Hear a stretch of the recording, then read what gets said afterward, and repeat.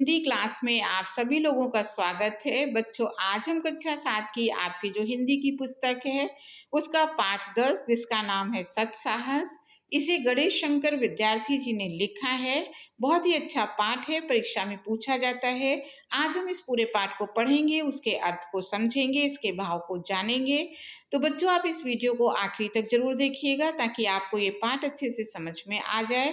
और अगर आप इस तरह के और भी नए-नए वीडियो देखना चाहते हैं, तो आप चैनल को सब्सक्राइब ज़रूर कीजिए। आपके लिए लगातार ऐसे वीडियो बनते रहेंगे और आप तक पहुँचते रहेंगे। तो अब इस वीडियो को शुरू करते हैं।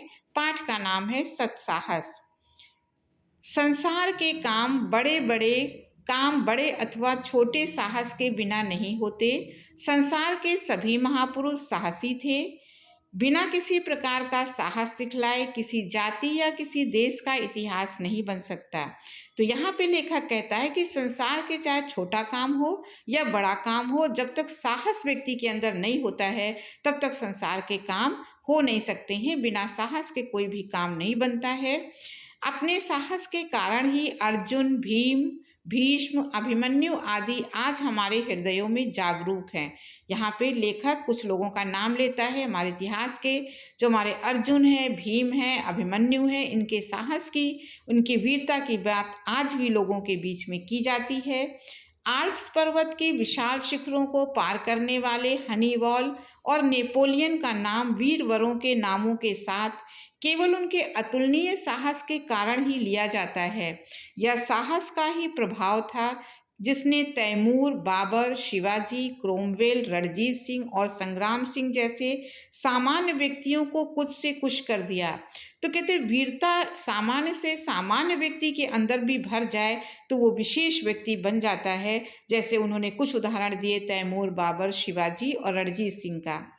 सत्साहसी के लिए केवल साहस प्रकट करना ही अभीष्ट नहीं, सूरवंश के क्रूर कर्मा बादशाह मोहम्मद आदिल पर भरे दरबार में कितने ही सिरों और धड़ों को धरणी पर गिराकर एक मुसलमान युवक ने आक्रमण करने का असीम साहस प्रकट किया।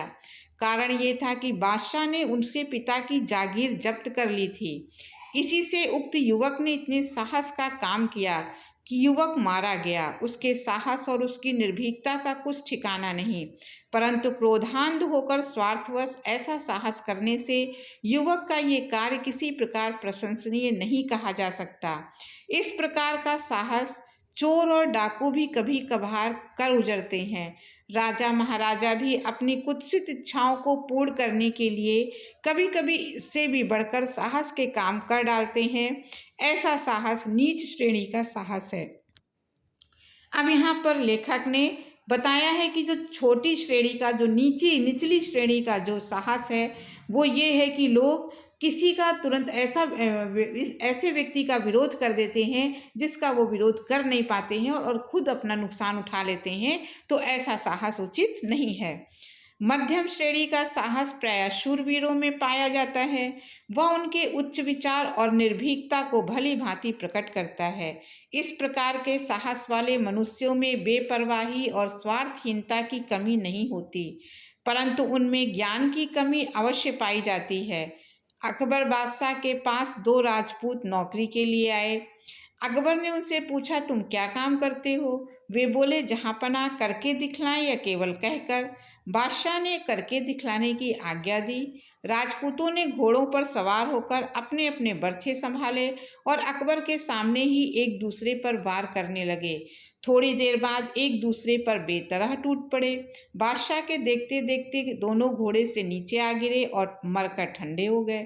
इस प्रकार का साहस निस्संदेह प्रशंसनीय है, परंतु ज्ञान की आभा की कमी के कारण निस्तेज सा प्रतीत होता है। तो यहाँ पर लेखक ने एक दूसरे मध्यम वर्गीय, जो मध्यम वर्ग का जो साहस है उसका वर्णन अकबर के उदाहरण से दिया कि अकबर के यहाँ दो लोग आए और वीरता दिखाने के लिए एक दूसरे पर दोनों वीर टूट पड़े और दोनों ही मर गए। तो ऐसे भी साहस की प्रशंसा नहीं की जा सकती है।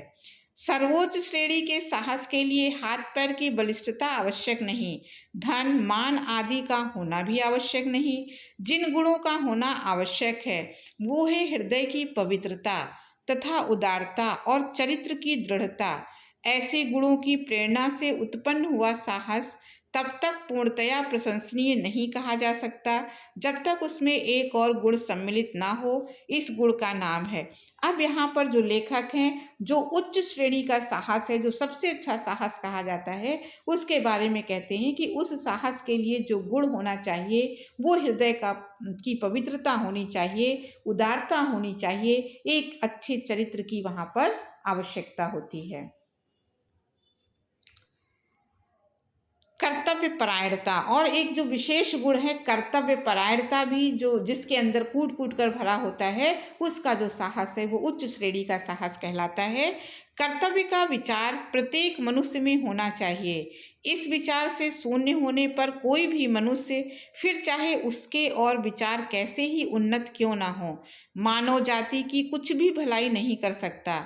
अपने कर्तव्य से अनभिज्ञ मनुष्य कभी भी परोपकार परायण या समाज चिंतक नहीं कहा जा सकता।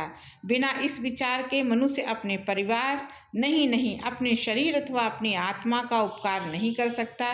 कर्तव्य ज्ञान शून्य मनुष्य को मनुष्य नहीं पशु समझना चाहिए। तो लेखक यहाँ कहता है कि जो कर्तव्य की भावना है, जिसके अंदर कूट कूट कर भरी होती है, उसी की वीरता सबसे अच्छी वीरता मानी जाती है। उच्च कोटि के साहस के लिए कर्तव्य परायण बनना परम आवश्यक है। कर्तव्य परायण व्यक्ति के हृदय में ये बात अवश्य होनी चाहिए कि जो कुछ मैंने किया वह केवल अपना कर्तव्य किया। मारवाड़ के मौरूदा गांव का जमींदार बुद्धन सिंह किसी झगड़े के कारण स्वदेश छोड़कर जयपुर चला गया और वहीं बस गया। थोड़े ही दिनों बाद मराठों ने मारवाड़ पर आक्रमण कर दिया। यद्यपि बुद्धन मारवाड़ को बिल्कुल ही छोड़ चुका था, तथापि शत्रुओं के आक्रमण का समाचार पाकर और मातृभूमि को संकट में पड़ा हुआ जानकर उसका रक्त उबल पड़ा। स्वदेश भक्ति ने उसे बतला दिया, ये समय ऐसा नहीं है कि तू अपने घरेलू झगड़ों को याद कर, उठ और अपना कर्तव्य पालन कर। तो यहाँ लेखक ने बुद्धन सिंह का उदाहरण देते हुए बताया कि किस तरीके से वो अपने जिस देश को छोड़ चुका था, जब उसी पे संकट आया तो वो सारी बातों को भूलकर कर्तव्य को आगे रखकर वो उन आक्रमणकारियों से भिड़ गया। ये उच्च कोटि का साहस है। इस विचार ने उसे इतना मतवाला कर दिया कि वह अपने 150 साथियों को लेकर बिना किसी से पूछे जयपुर से तुरंत चल पड़ा। उसके पास केवल 150 साथी थे। देश भर में मरहटे फैले हुए थे, उनके बीच में होकर निकल जाना कठिन काम था, परंतु बुद्धन के साहस के सामने उस कठिनता को मस्तक झुकाना पड़ा। एक दिन अपने मुट्ठी भर साथियों को लिए वो मरहटों के बीच से होकर निकल ही गया। इस तरह निकल जाने से उसके बहुत से साथी रणक्षेत्र रूपी अग्निकुंड में आहूत हो गए। जीवित बचे हुओं में बुद्धन सिंह भी था। वह समय पर अपने देश और राजा की सेवा के लिए पहुंच गया। ये बहुत ही कठिन काम था। मराठे पूरे देश में फैले हुए थे, उसके पास केवल 150 सैनिक थे, लेकिन वो बहादुरी का परिचय देते हुए वो अपने देश तक पहुंच गया, अपने राजा की सेवा में पहुंच गया। इस घटना को हुए बहुत दिन हो गए, परंतु आज तक वीर राजपूत अपने कर्तव्य परायण वीर बुद्धन की वीरता को सम्मान पूर्वक याद करते हैं। तो कहते ये बात बहुत पुरानी हो गई है, लेकिन आज जो राजपूत हैं बुद्धन सिंह की वीरता को आज भी नमन करते हैं। राजपूत महिलाएं आज भी बुद्धन और उसके वीर साथियों की वीरता के गीत गाती हैं। मौरूदा में आज भी एक स्तंभ उन वीरों की यादगार में खड़ा हुआ इतिहास वेत्ताओं के हृदय को उत्साहित करता है। तो आज भी उनका नाम लोग बहुत ही वीरता के साथ लेते हैं।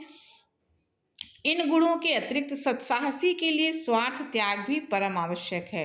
अब यहाँ लेखक कहते हैं कि कर्तव्य परायण तो होना ही चाहिए सत्साहसी के अंदर, लेकिन स्वार्थ का त्याग भी आवश्यक है।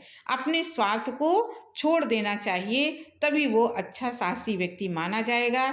इस संसार में हजारों ऐसे काम हुए हैं जिनको लोग बड़े उत्साह से कहते और सुनते हैं। उन कामों को वो बहुत अच्छा समझते हैं और उसके करने वालों को सराहते हैं, परंतु उन कामों में थोड़े से ही ऐसे हैं जो स्वार्थ से खाली हों। समय पड़ने पर अपनी जान पर खेल जाने अथवा असामान्य साहस प्रकट करने में सदा आत्मोत्सर्ग नहीं होता, क्योंकि बहुधा ऐसा काम करने वाले यश के लोभ से, अपने नाम को कलंकित होने से बचाने के इरादे अथवा लूट मार के द्वारा धनोपार्जन करने की इच्छा से ऐसे मदान्ध हो जाया करते हैं कि वे अपने मतलब के लिए कठिन काम करने में संकोच नहीं करते। तो जो भी हम साहस करें उसमें स्वार्थ नहीं होना चाहिए। निस्वार्थ जो साहस किया जाता है वही जो है प्रशंसा के योग्य होता है। सत्साहसी व्यक्ति में एक गुप्त शक्ति रहती है जिसके बल से वो दूसरे मनुष्य को दुख से बचाने के लिए प्राण तक देने को प्रस्तुत हो जाता है। धर्म, देश, जाति और परिवार वालों के ही लिए नहीं, किंतु संकट में पड़े हुए अपरिचित व्यक्ति के सहायतार्थ भी उसी शक्ति की प्रेरणा से वह हमारे संकटों का सामना करने को तैयार हो जाता है। अपने प्राणों की वह लेश मात्र भी परवाह नहीं करता। इस हर प्रकार के क्लेशों को प्रसन्नतापूर्वक सहता और स्वार्थ के विचारों को वो फटकने तक नहीं देता है। सत्साहस के लिए अवसर की राह देखने की आवश्यकता नहीं है, क्योंकि सत्साहस दिखाने का अवसर प्रत्येक मनुष्य के जीवन में पल पल में आया करता है। लेखक कहते हैं कि हमें राह नहीं देखनी का मुझे साहस दिखाना है। अगर हम देखें तो हमारे जीवन में पल पल साहस दिखाने के अवसर आते रहते हैं। देश, काल और कर्तव्य का विचार करना चाहिए और स्वार्थ रहित होकर साहस न छोड़ते हुए कर्तव्य परायण बनने का प्रयत्न करना चाहिए। तो ये पाठ था जिसे गणेश शंकर विद्यार्थी ने लिखा है। अब हम उनके जीवन परिचय को देख लेते हैं। गणेश शंकर विद्यार्थी का जन्म सन 26 अक्टूबर 1890 को प्रयागराज में हुआ था। इनकी शिक्षा ग्वालियर में हुई। आर्थिक कठिनाइयों के कारण ये हाई स्कूल तक ही पढ़ सके, किंतु स्वतंत्र अध्ययन में लगे रहे। ये कुछ ही दिन सरस्वती पत्रिका फिर अभ्युदय पत्र में कार्य करते रहे। बाद में ये प्रताप साप्ताहिक के संपादक हुए। अपनी अतुल देशभक्ति एवं आत्मोत्सर्ग के लिए ये सदैव याद किए जाते हैं। इनकी भाषा सशक्त एवं शैली ओजपूर्ण, गंभीर एवं वक्रता प्रधान है। इनका निधन 25 मार्च सन 1931 ईस्वी को हुआ था। तो बच्चों, ये आपका सत्साहस नाम का पाठ था। आपको अच्छे से समझ में आया हो तो आप चैनल को सब्सक्राइब जरूर कीजिएगा, लाइक कीजिएगा, अधिक से अधिक शेयर कीजिएगा। अब अगले वीडियो में फिर किसी टॉपिक के साथ मिलेंगे। तब तक के लिए धन्यवाद।